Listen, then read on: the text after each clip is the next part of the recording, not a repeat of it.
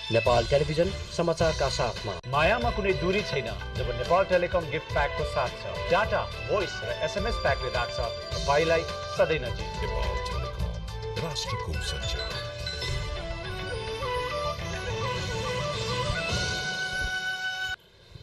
नमस्कार, स्वागत छ नेपाल टेलिभिजनको समाचार बुलेटिनमा। म हुँ बद्री गौतम। बुलेटिनको सुरुमा प्रमुख समाचार।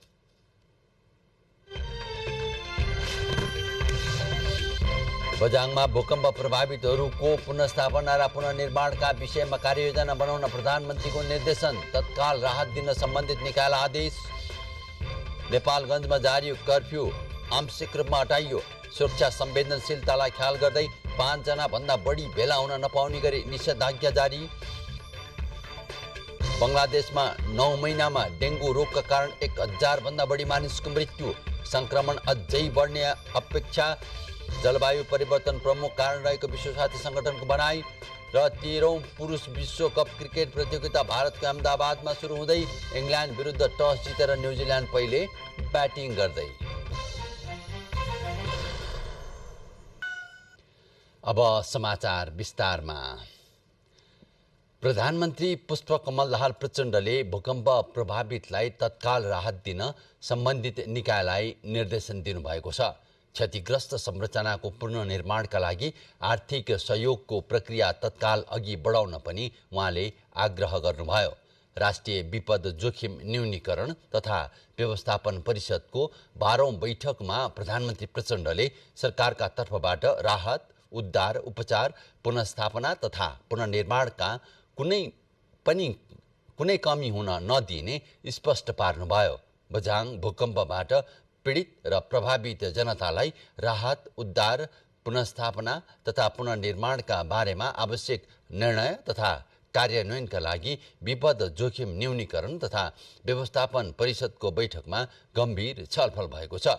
प्राकृतिक विपदले सिर्जना गरेको सङ्कटसँग जुझ्न तीनै तहका सरकार, नागरिक समाज, राजनीतिक दल तथा जनसमुदायको एकीकृत र समन्वयात्मक पहल कदमी जरुरी रहेको पनि उहाँले बताउनुभयो।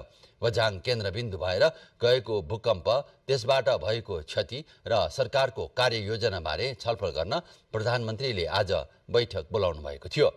बझाङ केन्द्रबिन्दु भएर मङ्गलबार गएको भूकम्पका कारण सुदूरपश्चिम प्रदेशको पूर्ण रूपमा र आंशिक गरी 410 भौतिक संरचनामा क्षति पुगेको छ। प्रदेश विपद कार्य सञ्चालन केन्द्रका अनुसार भूकम्पका कारण 1 जना बेपत्ता भएका छन् भने 27 जना घाइते भएका छन्। नेपाली काङ्ग्रेसका सांसद गगन कुमार थापाले कानुनमा राखिएको आम माफीको प्रावधानको दुरुपयोग हुँदै गएको बताउनु भएको छ। प्रतिनिधि सभाको आजको बैठकमा जन्म कैद पाएको अदालतको पूर्ण पाठ नआउँदै पनि सरकारले धमाधम आम माफी भनेर जघन्य अपराधमा प्रमाण भएका व्यक्ति पनि सरकारले माफी दिन थालेकोमा आपत्ति जनाउनु भएको थियो। प्रमाणका अभावमा वा मानवीय कारणका भएका त्रुटिले कहिलेकाहीँ अन्यायमा परेको व्यक्तिलाई आम माफी दिन गरिएको व्यवस्थालाई टेकेर त्यसको अपव्याख्या गरेर दुरुपयोग हुन थालेको उहाँको भनाइ थियो। धेरै कानुनमा आम माफीको व्यवस्थाका छिद्रहरूलाई टेकेर आफ्नो स्वार्थ पूरा गर्न सरकार स्वेच्छाकारी भएको त्यसले त्यस्ता प्रावधान हटाउने कानुन संसदमा ल्याउन आदेश दिन सभामुखसँग माग गर्नुभयो। त्यस्ता जघन्य अपराधमा संलग्न व्यक्तिलाई आम माफी दिनुको कारण सरकारले संसदलाई जानकारी गराउन पनि थापाले माग गर्नुभएको थियो। बैठकमा रघुजी पन्तले नेपालको प्रधानमन्त्री र एमसीसीका कार्यकारीले एमसीसीको सुरुवात गर्दा एकै साथमा उद्घाटन भएको तस्बिरको बारेमा आपत्ति जनाउनु भएको थियो। एमसीसीका कार्यकारी र नेपालको प्रधानमन्त्रीको पदीय हैसियत एकै हो कि होइन उहाँले प्रश्न गर्नुभएको थियो। आजको बैठकमा ऊर्जा, जलस्रोत तथा सिंचाई मन्त्री शक्तिबहादुर बस्नेतले विद्युत विधेयक 2080 पेश गर्ने कार्यसूची रहेको छ। त्यसअघि विद्युत विधेयकलाई प्रस्तुत गर्न अनुमति माग्ने प्रस्तावमाथि सांसद प्रेम सुवालबाट प्राप्त विरोधको सूचनालाई निर्णार्थ प्रस्तुत गरिनेछ। त्यसैगरी बैठकमा सभामुख देवराज घिमिरेले पूर्व प्रतिनिधि सभा सदस्य खेमराज भट्ट मायालुको निधनमा शोक प्रस्ताव प्रस्तुत गर्ने कार्यसूची पनि रहेको संसद सचिवालयले जनाएको छ। राष्ट्रिय सभाको बैठक पनि अहिले बसिरहेको छ। गण्डकी प्रदेशको उत्तरी नाका मुस्ताङको उत्तरी कोरलामा प्रदेश स्तरीय सुरक्षा बैठक सम्पन्न भएको छ। गण्डकी प्रदेशका मुख्यमन्त्री सुरेन्द्रराज पाण्डेको सहभागितामा भएको सीमा सुरक्षा बैठकमा मुस्ताङका प्रमुख जिल्ला अधिकारी जनकराज पन्तले नेपाल र चीनको सीमाको समग्र स्थितिका बारेमा जानकारी गराउनु भएको थियो। बैठकमा दशैं अगावै कोरला नाका खुला गर्ने agreement of the border management system बमोजिम नेपाल पक्षले सीमावर्ती क्षेत्रमा बसोबास गर्ने स्थानीय बासिन्दालाई अतिरिक्त प्रवेश अनुमति पत्र जारी गर्ने, दुई देश बीचको सम्बन्धलाई कायम राख्दै व्यापारिक कारोबार विस्तार गर्ने लगायतका विषयमा छलफल भएको थियो। कोरोनाका कारण सन् 2020 देखि चीनको स्वशासित क्षेत्र तिब्बत र मुस्ताङको उत्तरी कोरला नाकामा हुने अन्तर्देशीय अल्पकालीन व्यापार मेला भएको छैन। वर्षेनी असार र भदौ महिनामा नेपाल चीन अन्तर्देशीय अल्पकालीन व्यापार मेला हुने गरेको थियो। 4 वर्षदेखि मेला नहुँदा सीमावर्ती क्षेत्रका बासिन्दालाई निकै शास्ति भएको छ। मेलामा सीमावर्ती क्षेत्रका बासिन्दाले भेडा च्याङ्रा आयातदेखि दैनिक उपभोग्य सामान, लत्ता कपडा, निर्माण सामग्री, कृषि उपकरण लगायतका सामानहरू किन्ने गरेका थिए भने पश्मिना, स्थानीय उत्पादन र अन्य जडीबुटी चीन निर्यात गर्दै आएका थिए। समाचारको क्रममा केही बेर विश्रामको पालो।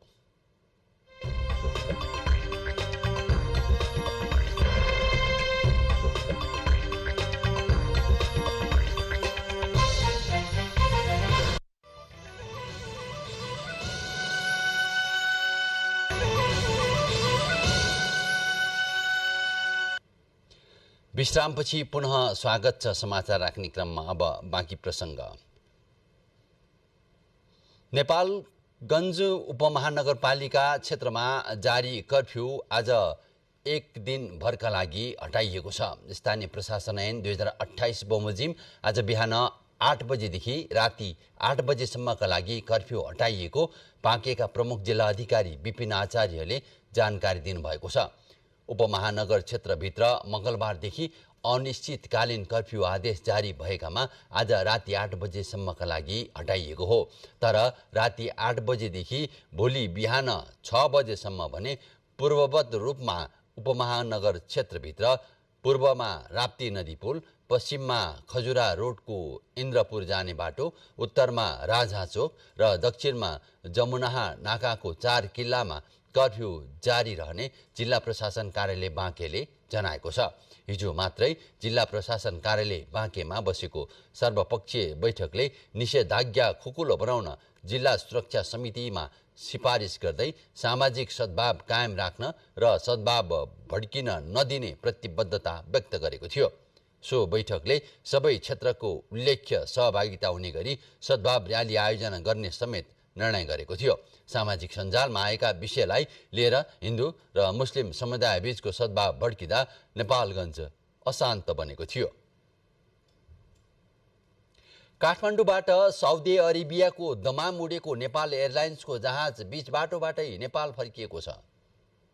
गैराती 12 बजे र 14 मिनेटमा त्रिभुवन अन्तर्राष्ट्रिय विमानस्थलबाट दमाम उडेको नेपाल एयरलाइन्सको RA412 जहाज आज बिहान 4 बजेर 51 मिनटमा पुनः काठमाडौँ अवतरण गरेको विमानस्थल कार्यालयले जनाएको छ। विमानस्थलका महाप्रबन्धक प्रताप बाबु तिवारीका अनुसार काठमाडौँ दमाम उडानको जहाजको टिकास उपकरणमा समस्या देखिएकोले पुनः काठमाडौँ फर्काइएको हो। पाकिस्तानको आकाशमा पुगेपछि प्राविधिक समस्या देखिएपछि विमान चालकले जहाज काठमाडौँ फर्काएका थिए। जहाज उडानको क्रममा अन्य जहाज नजिक आएमा सङ्केत गर्ने उपकरणलाई टिकास भनिन्छ। महाप्रबन्धक तिवारीका अनुसार टिकास जहाजमा जडित प्रणाली हो जसले उडिरहेको जहाजलाई अर्को जहाजसँग ठोकिएर हुन सक्ने जोखिमबाट पाइलटलाई निर्देशित गर्छ। जहाजका यात्रुलाई अर्को जहाजको व्यवस्था गरेर गन्तव्यतर्फ पठाइने विमानस्थलले जनाएको छ। धादिङको मलेखुको माछामा अखाद्य रङ मिसाएको भेटिएपछि स्थानीय सरकारले अखाद्य रङ मिसाएका त्यस्ता माछाहरू जफत गरेर कारबाही गरेको छ।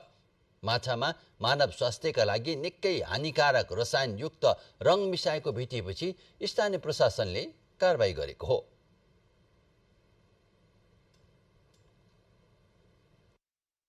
मलेखुका माछा व्यापारीहरूले अबदेखि माछाको परिकार बनाउँदा कुनै पनि रङ्ग नमिसाउने बताएका छन्। केही दिन अघि स्थानीय प्रशासनले मलेखु बजारमा गरेको अनुगमनका क्रममा मलेखुमा बिक्रीका लागि राखिएको सबै माछाहरूमा अखाद्य वस्तु मिसावट गरेको भन्दै जरिवाना सहित माछा जफत गरेपछि व्यापारीहरूले रङ्ग नमिसाउने प्रतिबद्धता जनाएका हुन्। अर्ग्यानिक तरिकाले खाद्य चिज बेसार हालेर प्रयोग गरेर रङ बिना रङ रहितै माछा चाहिँ हामीले फेरि बेच्न थालिसकेका छौँ।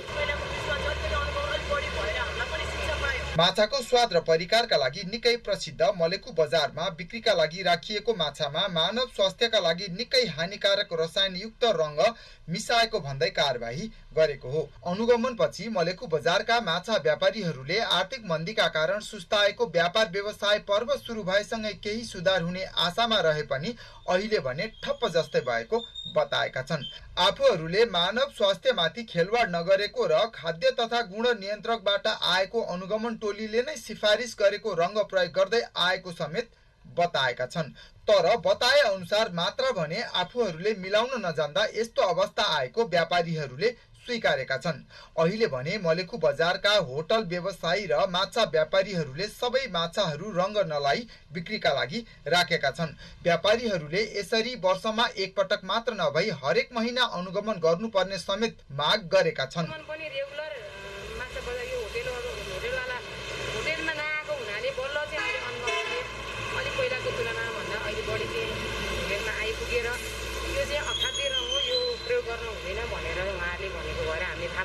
जसले गर्दा आफूहरू सुध्रिने मौका पाउने उनीहरूको भनाइ छ।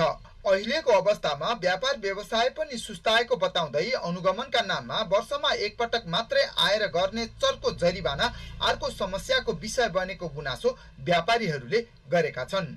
माछाको लागि प्रसिद्ध मानिएको मलेखुको मजुवा बजारमा मात्रै 45वटा होटल तथा 1 दर्जन भन्दा धेरै माछा व्यापारीहरू रहेका छन्। उनीहरूले प्रतिदिन 1 टनको हाराहारीमा माछाका विभिन्न परिकारहरू बनाई यात्रुहरूलाई बिक्री गर्ने गरेका छन्। शिव सिलवाल, नेपाल टेलिभिजन, मलेखु, धादिङ।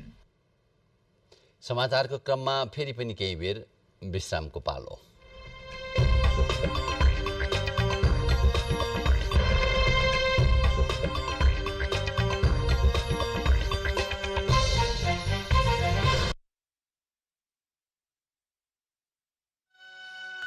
विश्रामपछि पुनः स्वागत छ। समाचार राख्ने क्रममा अब बाँकी प्रसङ्ग।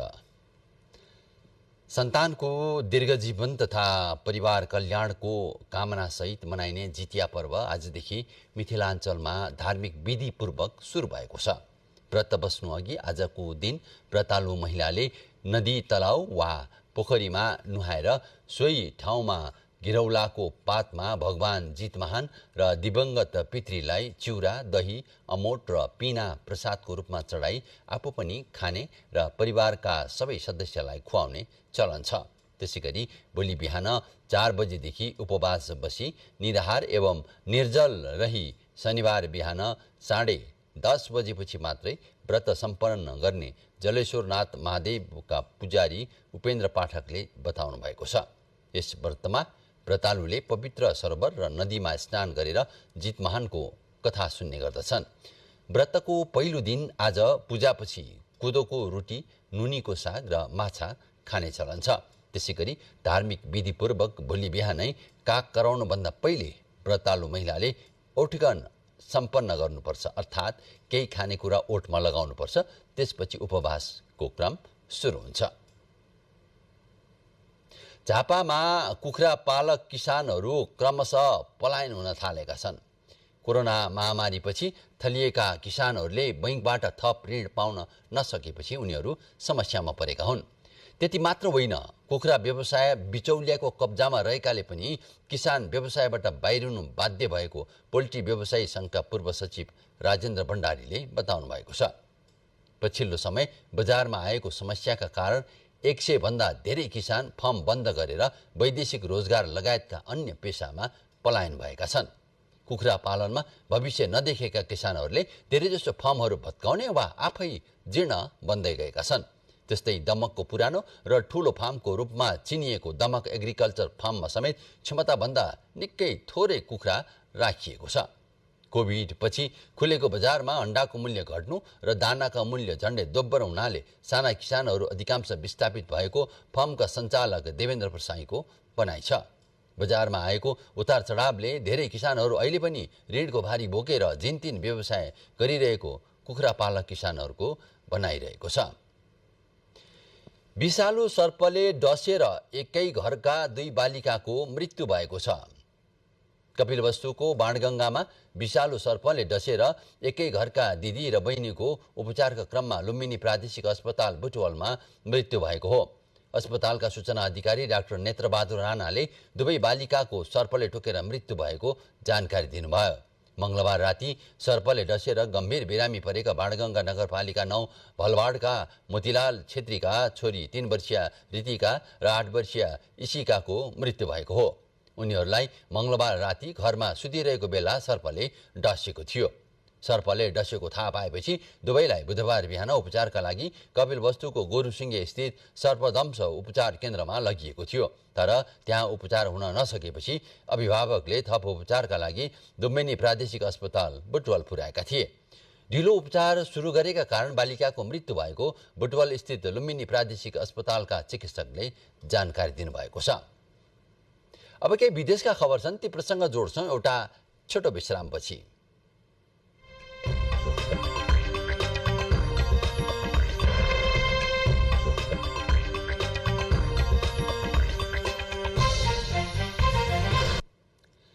बङ्गलादेशमा यस वर्ष डेङ्गु रोगका कारण 1000 भन्दा बढी मानिसको मृत्यु भएको छ। गत वर्षको भन्दा यस वर्ष 4 गुणा बढी मानिसको मृत्यु भएको जनाइएको छ।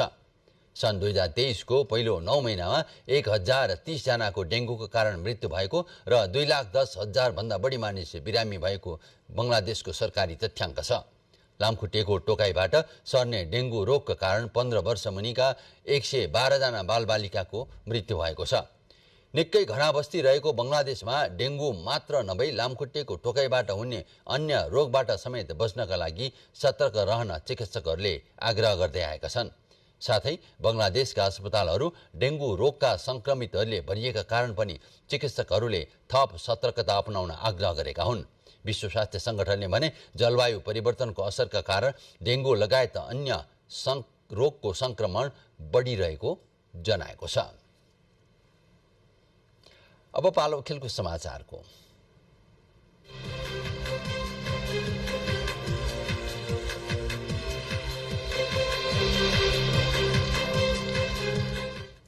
आजदेखि सुरु भएको 13औं पुरुष विश्वकप क्रिकेट प्रतियोगिताको पहिलो खेलमा टस जितेर न्युजिल्यान्डले अहिले बलिङ गरिरहेको छ। गुजरातको अहमदाबाद स्थित नरेन्द्र मोदी रङ्गशालामा यसअघिको विजेता इङ्ल्यान्ड र उपविजेता न्युजिल्यान्ड बीच यिनै खेल प्रसङ्गसहित हामी समाचार बुलेटिनको अन्त्यतिर आइपुगेका छौँ। अन्त्यमा प्रमुख समाचार फेरि एकपटक।